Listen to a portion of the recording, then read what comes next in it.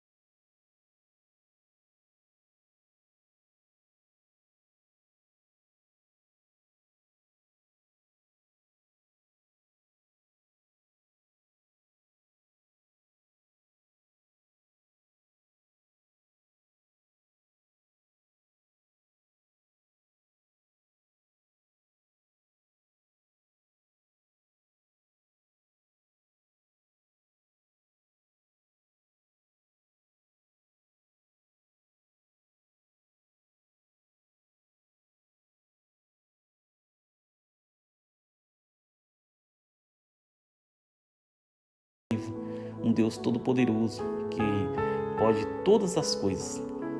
A minha mãe se converteu muito rápido ao Evangelho. O meu pai foi católico durante boa parte da sua vida e costumava nos levar frequentemente à missa, aos domingos. Então nós tínhamos acesso à igreja de uma forma geral e a um contato com a palavra de Deus. Em nossa casa havia sempre pastores ou até mesmo padres que a cada 6 meses iam buscar alimentos com o meu pai. Eu era um leitor da Bíblia e um dos textos que me chamava muito a atenção era Eclesiastes capítulo 3, versículo 11, que diz o seguinte: Ele fez tudo apropriado ao seu tempo. Também colocou no coração do homem o desejo profundo pela eternidade. Contudo, o ser humano não consegue perceber completamente o que Deus realizou. O que sempre captou a minha atenção aqui foi que Deus colocou um desejo profundo pela eternidade no coração do homem. E eu acreditava, agora tenho certeza que Deus colocou a eternidade dentro de mim. Ainda que eu tenha passado por inúmeros momentos de angústia, como irei relatar posteriormente, momentos de passar pelo vale da sombra da morte, onde a vi muitas vezes próximo a mim. Nunca desacreditei de Deus, nunca afastei o meu coração de Deus, pois eu sabia que Ele era real. Certa vez abri a Bíblia no Salmo 23, onde diz o seguinte: ainda que eu andasse pelo vale da sombra da morte, não temeria mal algum, porque Tu estás comigo, a Tua vara e o Teu cajado me consolam. Eu lia esta passagem e isso me fortalecia diante da morte. Diante dos momentos de angústia, sempre havia um desejo no meu coração pela eternidade. Eu sabia que poderia superar tudo o que estava enfrentando, todas as lutas contra a doença, picadas de cobras, problemas no casamento, perdas. Porém, para isso era preciso querer, era necessário me aproximar de Deus. E infelizmente houve momentos em que eu não quis. Para que você possa entender melhor a minha história desde o início, pedi à minha mãe, Dona Amélia, que contasse um pouco sobre a minha vida. É um relato com detalhes que não haveria ninguém melhor que ela para contar. O Edenivaldo nasceu na cidade de Paraíso do Leste. Naquele tempo as pessoas não iam muito ao médico. Então ele veio ao mundo com a ajuda de uma parteira, uma senhora de quem gostavam muito. Após 14 dias do nascimento do Edenivaldo, o meu marido adoeceu e foi muito difícil, porque os meus outros filhos eram todos pequenos ainda e eu estava de resguardo. Nesse dia, ele chegou da roça, foi ao rio tomar um banho e trazer água para mim, pois era longe, e no caminho de volta começou a sentir umas ferroadas no ouvido e ao sair uns caroços no rosto dele, e quando chegou a casa já estava tudo tomado. A minha sogra fez um remédio e naquela noite ninguém dormiu, pois ele gritava de dor. No dia seguinte pedimos ao nosso vizinho mais próximo que possuía carro para levá-lo ao médico. Em Guiratinga, o médico constatou que ele havia tido um derrame e durante 8 dias ficou internado. Quando recebeu alta médica, voltou para casa com a boca, o nariz e os olhos tortos. Foi terrível. Eu passei o resguardo com o meu marido desse jeito, sem poder trabalhar por 1 ano. Ele não podia nem mesmo tomar sol. Isso aconteceu no mês de agosto. E no fim de setembro, época de plantar a roça, ele não podia ir. Entretanto, Deus não nos desamparou. Louvo a Ele pela vida do meu cunhado, Beta, que foi um esteio para nós ajudar quando todos os meus filhos eram pequenos. Ele plantou a roça e a dele, e junto com os outros irmãos nos ajudaram, e graças a Deus não ficamos sem mantimento. 1 ano depois, nos mudamos para um sítio próximo de Aparecida do Leste, e ali eu acabei de criar todos os meus filhos. Certo dia, pouco depois de chegarmos naquele sítio, a minha cunhada havia acendido um fogo no terreiro para torrar uma farinha e esqueceu de apagá-lo. Ficaram aquelas cinzas. Então, o Edenivaldo, que tinha começado a dar os primeiros passinhos com 9 meses de idade, muito esperto que era, foi andando até aquele fogo. Se abaixou por causa do calor da brasa e caiu, queimando os pezinhos e as mãozinhas. Foi outro período difícil para mim, não apenas pela dor de ver meu filho sofrer, mas também por conta da sua recuperação, já que ele não voltou a andar logo. Eu já tinha a minha filha mais nova, a Neide, que ainda era de colo e não conseguia ficar com os dois. Ele, que antes corria para todo o lado, ficou aos cuidados da irmã Roseni, que na altura tinha 10 anos de idade. Graças a Deus, essa fase passou e ele voltou a andar novamente. Ele sempre foi muito apegado ao pai. A todo lugar que ele ia, o menino queria estar junto. Quando ele tinha 8 anos, foi com o pai para a roça carpir um mato e uma mandioca. Ele sempre estava com a enxada atrás do meu marido. O pai o deixou em um lugar mais limpo para não se machucar e nem correr perigo. Mas uma cobra o picou. Ele se assustou, mas disse que não havia sido nada. Porém, o pai tinha visto quando ela se mexeu por dentro da mata. Matou a cobra e a pendurou de cabeça para baixo, pois naquele tempo era assim que o povo costumava fazer. Naquela época, como eu já disse, ninguém ia ao médico. Havia até mesmo a ideia de que quem fosse ao hospital morreria. E meu marido disse que não havia sido uma cobra, mas um lagarto. Depois disso foi outra luta. O menino ficou sem poder andar por mais de um mês. O pé inchou muito e nós fazíamos apenas remédios caseiros. Eu sei que era Deus trabalhando na vida dele. Graças a Deus ficou bom, sarou, tudo foi correndo bem, até que então, aos 11 anos de idade, passou a ser um menino praticamente doente. Sentia muito medo, ficava apenas perto de mim, me segurando, dizendo: mãe, eu vou morrer, não me deixa morrer. E eu dizia: filho, Deus não vai deixar você morrer, Deus não vai deixar você morrer. Apesar de ainda não ser cristã, eu não ter conhecido a palavra de Deus, sempre confiei em Deus. Entre uma coisa e outra, ele só se arruinava, mas cada dia pior. Às vezes ficava roxinho e me pedia que não o deixasse morrer. Eu repetia que Deus não ia deixar. Pensava que poderia ser alguma doença relacionada ao coração. Por isso eu levei até a cidade de Poxoréu para fazer uma consulta, pois havia um médico muito bom que estava vindo de Rondonópolis. Quando a consulta acabou, o médico pediu para que ele saísse da sala e então me disse: olha, mãe, o problema dele é o sistema nervoso central. O coração está saudável. No dia em que ele não estiver bem, precisa de um cuidado maior da família. Fale para os irmãos não implicarem com ele e o deixar em paz.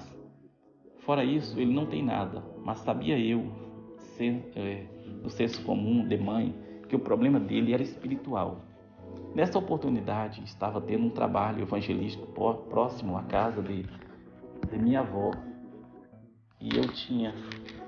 e eu fui urgentemente pedir socorro ao Senhor pela vida dele. Eu fiz um voto com Deus e disse: Senhor, se o meu filho for curado dessa enfermidade, eu vou aceitar a Jesus e vou servir ao Senhor enquanto vida eu tiver. O meu marido era contra cristãos. Dizia que se um dia eu virasse crente, ele se separaria de mim. Eu ficava entre a cruz e a espada se aceitasse Jesus. O meu marido me largaria com um monte de filhos. Sempre fui muito idólatra, devoto de imagens de esculturas, mas nunca deixei de confiar em Deus. Na primeira noite que fui ao culto, eu fiquei com um desejo enorme, querendo aceitar Jesus, e não aceitei. Ardia dentro de mim aquele desejo. Na segunda noite eu queria me levantar do banco, mas sentia como se algo me impedisse de levantar. Não dormi à noite pensando que precisava aceitar Jesus. Precisava ser crente para Deus me abençoar e dar saúde aos meus filhos. No domingo, momento do apelo, não aguentei e me levantei, suspendi a minha mão, e disse que queria aceitar a Jesus. Fui à frente e eles oraram por mim. Nesse exato momento recebi um abraço caloroso da minha mãe, Cesária, que estava ali presente, naquele momento tão importante da minha vida. O meu filho também estava lá, mas nesse momento ele correu para fora da igreja, pois não queria ser crente ainda. Até hoje eu sirvo ao meu Deus. Muitas bênçãos têm acontecido na minha vida, dos meus filhos e na minha casa. Hoje sei porque tudo aconteceu na vida dele. Sempre houve um propósito de Deus para que ele levasse vidas a Jesus. Hoje meu filho é um pastor tem uma família abençoada na presença de Deus. Ele é um diamante que Deus tem lapidado dia após dia. Amélia Pereira. Capítulo 2. Uma experiência. Como você leu no capítulo anterior, a minha mãe teve muitas experiências e suportou muitas lutas. Meus pais eram um diamante bruto, porém com o tempo Deus foi lapidando-os e hoje são joias raras. Na cidade onde eu nasci, era o lugar onde mais haviam garimpeiros em nosso estado. Eu cresci ouvindo falar desse assunto. Meu pai e meus tios iam sempre aos garimpos e várias vezes fui com o meu avô, Manuel, ver como ele trabalhava. Vi como era feita a extração de um diamante, que é gerado a uma grande profundidade da terra, que é preciso uma pressão muito grande. Para mim, não só as famílias do mundo são como um diamante de Deus, e que Ele muitas vezes permite passar por pressões, angústias, tristezas e muito choro. Às vezes chega um momento que quase não suportam as lutas e as pessoas perguntam a Deus por que as coisas estão daquele jeito. Passei por tudo isso porque foi a vontade do Senhor em minha vida. Eu tinha que passar por toda esta pressão e hoje entendo que sou uma pedra preciosa aos olhos de Deus e da minha família. Minha esposa, meus filhos e aqueles que estão mais próximos a mim. Uma das primeiras experiências que tive com Deus aconteceu quando eu tinha entre 7 e 8 anos de idade. Onde nós morávamos, havia um homem que fazia trabalhos de ocultismo nas casas da região. Meu pai era idólatra e para nós aquilo era uma novidade. Todas as semanas tinha um trabalho na casa de um tio ou uma tia. Eu gostava muito daquilo. Quando eu sabia que ia ter um trabalho, já me preparava, sabia que teria festa naquela noite e nós iríamos cantar, comer canja de galinha com bastante pimenta, brincar na lama. Eu iria me reunir com outros amiguinhos. Enfim, por ser criança, tudo parecia ser muito divertido. Aquele homem costumava colocar as crianças nas costas, dançar e pular até os guias, ou seja, os espíritos malignos, descerem ali. Certo dia, a minha avó Cesária, que morava em Poxarel, foi até o sítio, próximo à vila onde nós morávamos. Ela era cristã, servia ao Deus vivo na Igreja Avivamento Bíblico, no Poxarel. E quando viu aquela situação, disse que estava errado. Coincidentemente, naquela noite, o homem me pôs em suas costas. Ele nunca antes havia feito aquilo comigo, porém pulava e dançava e nada acontecia. De repente, ele disse: Senhor Antônio, que é o meu pai, os guias não vão descer hoje aqui, porque tem um guia mais forte dentro do quarto. Está na sua sogra. Se ela não for embora daqui, os guias não vão descer hoje. Aquilo despertou uma curiosidade enorme em mim. Fui ao quarto onde a minha avó estava e lá estava ela de joelhos orando. Recordo-me com clareza que ela orava assim: o sangue de Jesus tem poder. Eu destruo todas as forças do mal neste lugar. Não vão acontecer mais essas coisas na casa da minha filha e do meu genro. Eu expulso todo o mal em nome de Jesus. É arrepiante só de lembrar daquela cena. A minha avó não tinha estudos, mas tinha uma autoridade muito grande em Deus. Lembro-me da passagem quando Paulo disse: pela recordação que guarda em tua fé, sem fingimento, a mesma que primeiramente habitou em tua avó Lóide e em tua mãe Eunice, eu estou certo de que também em ti. 2 Timóteo 1,5. Conhecendo o caráter do meu pai, ele jamais mandaria a minha avó voltar para a casa dela, uma distância de 30 quilômetros até a cidade onde ela morava. O que aconteceu então? Aquele homem teve que fazer o trabalho na casa do meu outro tio, a uns 300 metros da nossa casa. E para a honra e glória do Senhor Jesus, nunca mais houve trabalho de ocultismo dentro de nossa casa, dos meus pais. Querido leitor, aquela pequena experiência do poder de Deus me marcou muito. Eu entendi que o maior era Jesus, que o Deus da minha avó era mais forte e poderoso do que qualquer outra coisa. Capítulo 3. O amor de um pai.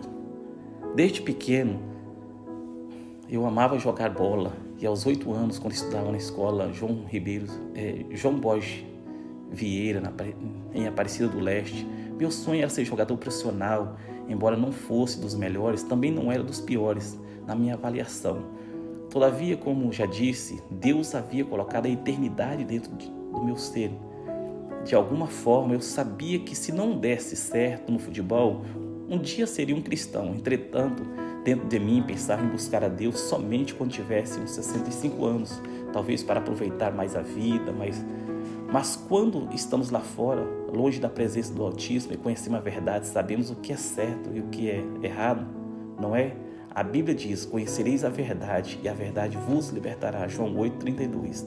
Assim como nós temos desejo, a palavra de Deus nos diz em 1 Timóteo 2,4 que o próprio Deus também os tem, o qual deseja que todos os homens sejam salvos e cheguem ao pleno conhecimento da verdade. Depois de presenciar, como contei no capítulo anterior, a experiência do poderio do Senhor em tempos depois, minha mãe, tendo tomado a decisão de aceitar a Jesus, eu não quis naquela altura um compromisso com Deus e cresci muito revoltado com a vida. Tinha uma doença invisível, mas que existia dentro de mim e atacava o meu sistema nervoso, o meu psicológico. Infelizmente, por falta de sabedoria, muitos dos meus tios não me acolhiam, me xingavam ainda mais. Eu facilmente brigava com os primos, às vezes fazia coisas que me arrependia depois e chorava sozinho, escutando as críticas. O motivo de eu escrever este livro, entre outras coisas, é para que você entenda como é importante dar amor àquelas crianças, jovens que talvez estejam nas drogas, no mundo errante, totalmente fora dos padrões da palavra do Senhor. Você, como família, pai, tio, precisa escolher essas pessoas, precisa acolher essas pessoas. Às vezes só falta a sua presença na vida delas, para que se sintam amadas. Meu pai fez isso. Ele sim foi um verdadeiro pai. Aonde ele ia, me chamava para ir. Se fosse a casa de um tio, eu estava junto. Foi um homem que esteve muito presente em minha vida. Me ensinou muitas coisas. E mesmo sem ele ser estudado, o que aprendi com ele ficou para a vida. Todos os dias nós íamos para a roça trabalhar. Trabalhávamos bastante, mas aos domingos costumávamos ir pescar juntos. Em uma dessas ocasiões fomos a um lugar chamado Barreirão, e lá meu pai pegou uma piraputanga, um peixe muito bonito no Mato Grosso, tem a cauda vermelha, é semelhante ao dourado. Aquele dia foi de muita alegria.